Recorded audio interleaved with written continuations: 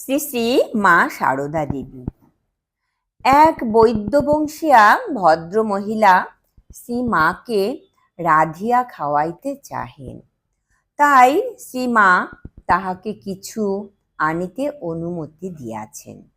পরদিন ২৭শে শ্রাবণ ১৩২৫ তিনি কিছু খাবার লইয়া উদ্বোধনে আসিতেই মা বলিলেন, এই দেখো গো, আবার কত কষ্ট করে এই সব নিয়ে এসেছে। নলিনী দিদি বলিলেন, তুমি চাও কেন? তাই তো নিয়ে আসে। মা উত্তর দিলেন, তা ওদের কাছে চাইব না? আমার মেয়ে। সে রাত্রে খাবারগুলি খাইয়া শ্রীমা খুব আনন্দ করিয়াছিলেন।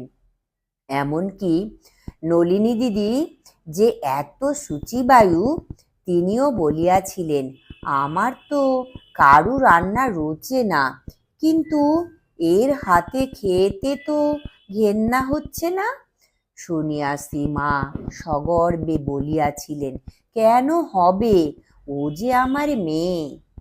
জয় ঠাকুর, জয় মা, প্রণাম মা গো।